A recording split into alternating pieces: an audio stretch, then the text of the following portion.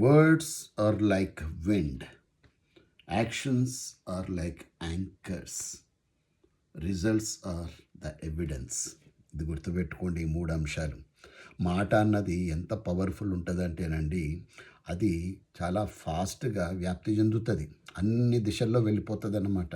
ఇవాళ నేను ఒక ప్రోగ్రామ్ చేస్తున్నా కదండి, ఒక వీడియో రికార్డింగ్ చేస్తూ ఉన్నాం. ఖచ్చితంగా కొన్ని వేల మందికి వెళ్తుంది. మరి నేను ఎంత బాధ్యతగా ఒక మాట అనాలండి? ఏదో నా ఇష్టం వచ్చినట్లు, నా మూడును బట్టి నేనేదో మాట్లాడేస్తే వినేవాళ్ళు ఉన్నారు కదా, వింటారు అంటే అది కాదు. నా మాట ఏదైతే ఉందో సమాజానికి మంచి చేస్తుందా లేదా అన్నది ఫస్ట్ నేను ప్రశ్నించుకోవాలి.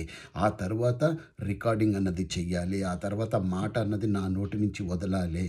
ఒక మంచి మాట ఉంది కదండి, మాట నీ నోట ఉన్నంత వరకు అది నీకు బానిస, మాట నీ నోట దాటితే దానికి నువ్వు బానిస అన్న సత్యాన్ని మనం గుర్తుపెట్టుకోవాలి. మనం మాటలు అనేస్తున్నాం, తర్వాత నా మూడు గిట్ట బాగాలేకుండా ఏదో అనేసిన పొరపాట్లు అనేసి మళ్ళీ సారీ చెప్పేస్తున్నాం. ఎందుకు?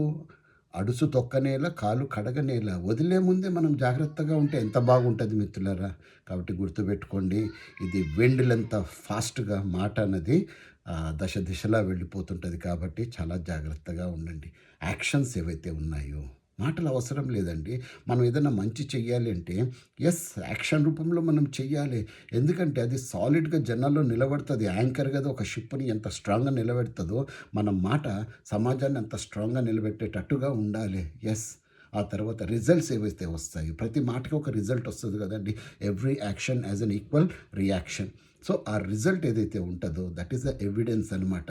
నువ్వు ఎలాంటి వ్యక్తివి అన్న సత్యాన్ని ప్రపంచానికి చాటి చెప్పేదే ఆ యొక్క రిజల్ట్ అనమాట. కాబట్టి ఎలాంటి రిజల్ట్ ఉండాలి, నేను అందుకే అంట, you do anything but for the right purpose, for the right result you should speak అండి.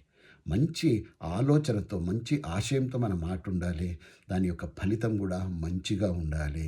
అది ఎట్లుండాలి అంటే అందరికీ మంచి జరగాలి, మన జనాంగానికి మంచి జరగాలి, హితం జరగాలి, దేశానికి మంచి జరగాలి. అలాంటి మాటలు మనం ఇప్పటి నుంచి ఉపయోగిద్దాం మిత్రులారా. ఏదో నోరు ఉంది కదా అనేసి నేను ఏం మాట్లాడినా కూడా నడుస్తుంది అంటే మాత్రం దయచేసి అది పెద్ద నేరం అవుతుంది. ఎథికల్ క్రైమ్ అంటాను నేనైతే దాన్ని. ఎథికల్ క్రైమ్స్ చేయడానికి మనం రాలేదు, బాధ్యతగా ఉండాలి. ఎందుకంటే ఇది ఎంతోమంది జీవితాల్ని తారుమారు చేసే అవకాశం ఉంటుంది, మంచి చేసే అవకాశం ఉంటుంది.